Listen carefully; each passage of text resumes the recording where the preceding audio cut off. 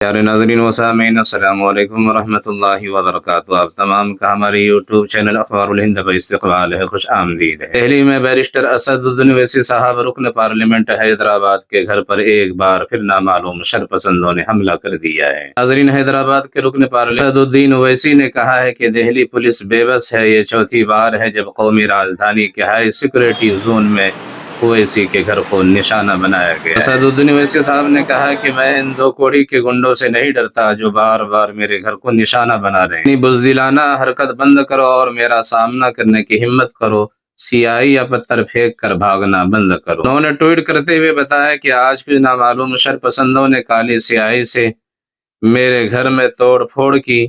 میں کئی بار کہہ چکا ہوں کہ میری دہلی کی رہائش گاہ کو کتنی بار نشانہ بنایا گیا ہے۔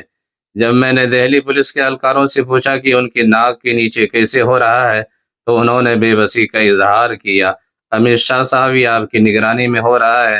اوم برلا صاحب برائے کرم ہمیں بتائیں کہ کیا اراکین پارلیمنٹ کی حفاظت کی ضمانت دی جائے گی یا نہیں۔ میرے گھر کو نشانہ بنانے والے ان دو کوڑی گنڈوں سے میں نہیں ڈرتا جو بار بار میرے گھر کو نشانہ بنا رہے ہیں۔ ناظرین و سامعین، آپ کو بتاتا چلوں کہ حال ہی میں جناب بیرسٹر اسد الدین اویسی صاحب نے پارلیمنٹ میں جے فلسطین کا نعرہ لگایا تھا، جس کے بعد یہ تازہ معاملہ سامنے نکل کر آ رہا ہے۔ بہرحال اللہ سے دعا ہے اللہ تبارک و تعالی بیرسٹر اسد الدین اویسی صاحب کو سلامت رکھے، ہر طرح کے شرور و فتن سے محفوظ عطا فرمائے۔